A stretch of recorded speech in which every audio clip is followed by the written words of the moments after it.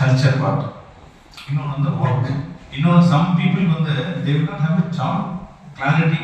The JDA மொத்தமாக so ஒரு 7-8 இயர்ஸ்க்கு முன்னால் நாங்கள் என்ன பண்ணோம், எங்களோட குரூப்பில் 120,000 employees working in our group across some 16 countries. ஓகேவா? அப்போ எங்கள் CEO is given the task to the HR director. என்ன டாஸ்க் அப்படின்னா, I would like to see each of the executive member should acknowledge their JD.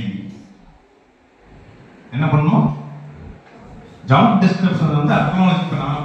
General manager HR, head of HR, என்னோட job description நான் பார்த்துட்டு I need to acknowledge and we have done that particular campaign. அப்போ பார்க்குறப்ப நிறைய ஜேடிலாம் இல்லாமல் இருந்தது. So that is opportunity for us to create the JD. அந்த ஜேடி கிரியேட் பண்ணிட்டு we have given lot of கேம்பெயின்ஸ்லாம் பண்ணி அந்த ஜேடி அக்னாலஜ் அந்த பண்ணுற அப்போ அந்த ரிவ்யூ நடக்கும். அப்போ டிடிஆர் பர்சன்ஸ் எவ்வளோ 150 பீப்புளில் எவ்வளோ அக்னாலஜ் பண்ணியிருக்காங்க. அது மாதிரி he will view the information. கரெக்டாக அந்த எதில் பார்த்தீங்கன்னா கம்மா புவர் ஜேடி அக்செப்டன்ஸ் இருக்கு, எதில் ஹை லெவல் அக்செப்டன்ஸ் இருக்கு. So these are very simple. When you join in any organization as HR, you can introduce these small things. உங்கள் ஜேடி நிறைய பேர் ஜாப் கிளாரிட்டியே இல்லாமா, கிளாரிட்டிலாம் ஒர்க் பண்ண முடியுமா, ரிசல்ட் கொடுக்க முடியுமா?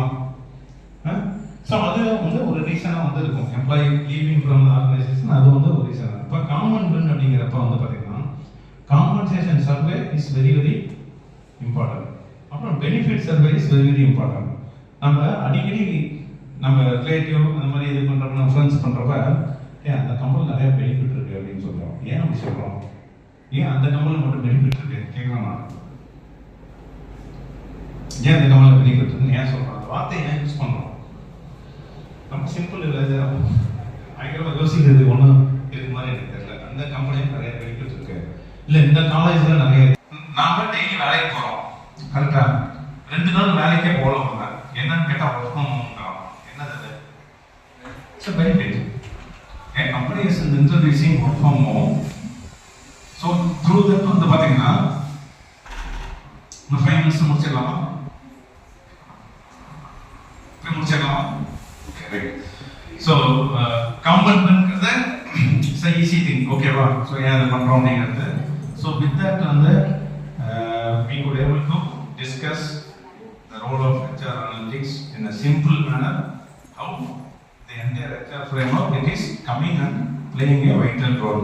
How it is talent acquisition, talent management, talent